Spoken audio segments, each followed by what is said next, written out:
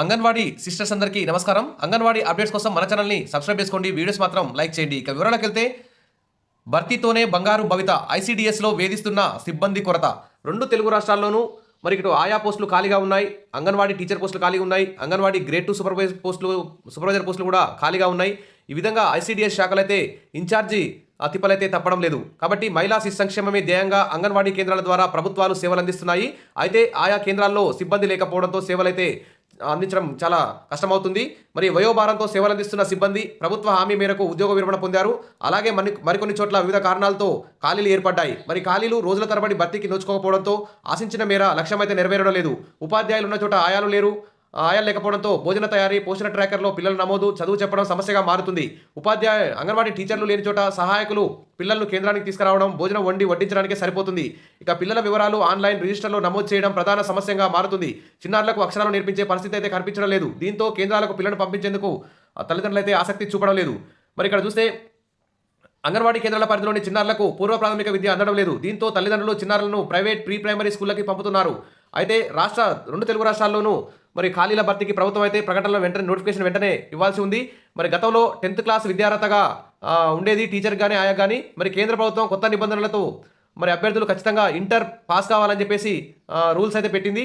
మరి కాబట్టి అంగన్వాడీ టీచర్ పోస్టులకు కానీ ఆయా పోస్టులకు కానీ మరి నోటిఫికేషన్లు ఇవ్వాలి. సెలక్షన్ వేగవంతంగా పూర్తి చేస్తేనే ఖాళీలున్న కేంద్రాల్లో మెరుగైన సేవలు అందే అవకాశం ఉంది. ఆ దిశగా 2 తెలుగు రాష్ట్రాల ప్రభుత్వాలు చొరవ తీసుకోవాల్సిన అవసరం ఉందని చెప్తున్నారు. అధికారులు చూస్తే త్వరలో ప్రకటన వచ్చే అవకాశం ఉందని చెప్తున్నారు. కానీ మరి ఇంతవరకు అయితే 2 తెలుగు రాష్ట్రాల్లో నోటిఫికేషన్ అయితే రావడం లేదు. ఇక కొంతమంది అయితే ఆయాలకు సంబంధించి ఎన్ని సంవత్సరాల వరకు ప్రమోషన్ పొందే అవకాశం ఉంది అనేటువంటి అంశం మీద మెసేజ్లు అయితే పెడుతున్నారు. కాబట్టి దీనికి సంబంధించి ఒక జీవో ఉంది.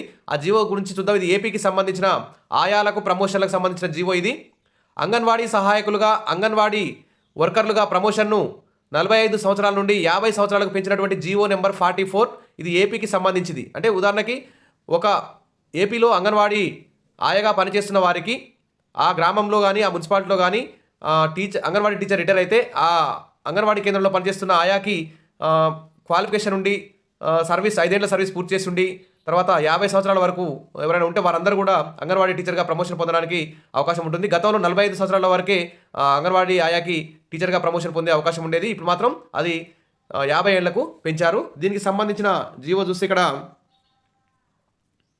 ఇది జీవో 20/12/2023 రోజు ఏపీ గవర్నమెంట్ తీసుకొచ్చిన జీవో. ఇది జీవో నెంబర్ 44. ఇది ఆయాల ప్రమోషన్ ఏజ్ని పెంచినటువంటి జీవో. ఇది ఇక్కడ సైన్తో కూడా ఉన్నది. ఇది 50 ఏళ్ల వరకు ఎవరైనా ఆయాలు ఉంటే మీ అంగన్వాడీ టీచర్ పోస్ట్ ఏమైనా ఖాళీ అయితే ప్రమోషన్ మీద వెళ్ళిపోయినా కానీ మీరు 50 ఏళ్ల వరకు మీరు అంగన్వాడీ టీచర్గా ప్రమోషన్ పొందడానికి మీకు అర్హత ఉంటుంది. కాబట్టి ఖచ్చితంగా మీరు ఈ జీవోని ఫాలో కాండి. మీకు ఇక్కడ అన్యాయం జరిగినా కానీ ఈ జీవోతో మీరు కోర్టు కూడా వెళ్ళొచ్చు. అధికారులతో పోరాటం కూడా చేసి మీ ఆయాగా ఉన్న మీరు అంగన్వాడీ టీచర్గా ప్రమోషన్ పొందడానికి అవకాశం ఉంటుంది. Wish all the best. మరిన్ని అప్డేట్స్ కోసం మన ఛానల్ని ఫాలో అవుతుండండి. Thank you.